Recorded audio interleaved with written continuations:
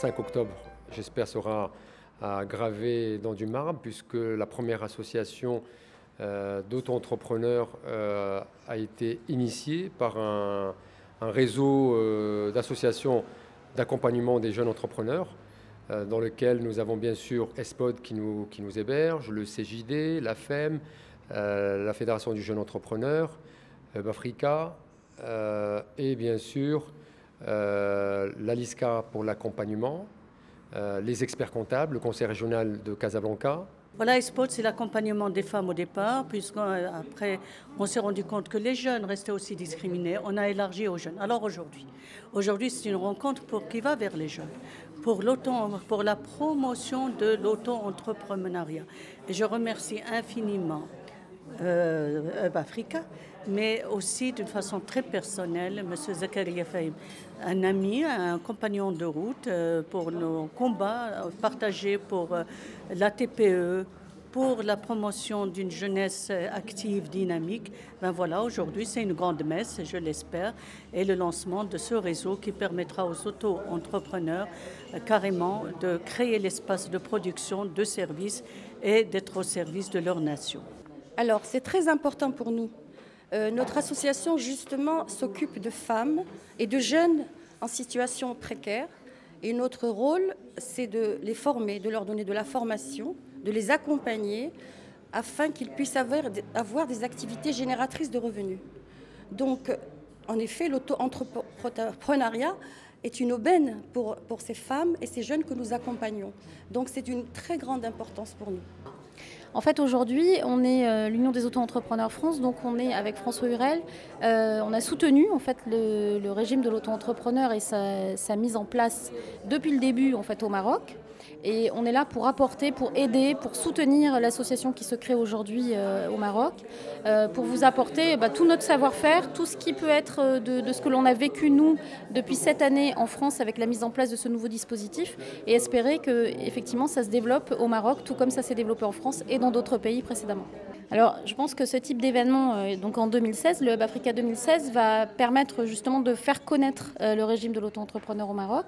Donc nous avons l'intention de venir, de soutenir l'association marocaine, d'être présents, de livrer des expériences aussi de l'auto-entrepreneuriat en France, voire dans d'autres pays, comme par exemple le Québec. Donc on va amener en fait notre présence, notre animation à vos côtés et faire en sorte de renseigner le maximum de gens à l'occasion de ce salon.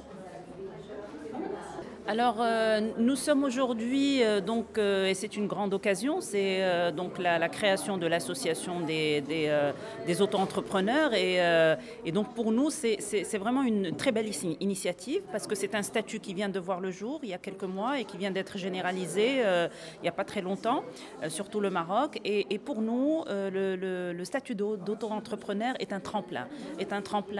D'abord, soit pour passer de l'informel vers une entreprise structurée et donc passer comme un pont, passer pendant une certaine période par le statut auto-entrepreneur, soit pour un jeune qui commence, qui décide de se lancer, et bien au lieu de créer une société avec tout ce que ça comporte comme peut-être des formalités administratives, une petite lourdeur au niveau de la gestion, et bien ça lui permet avec un statut aussi léger que auto-entrepreneur de se faire ses armes et de s'entraîner, et puis par la suite, si ça marche, de faire du scaling up, aller vers une société commerciale.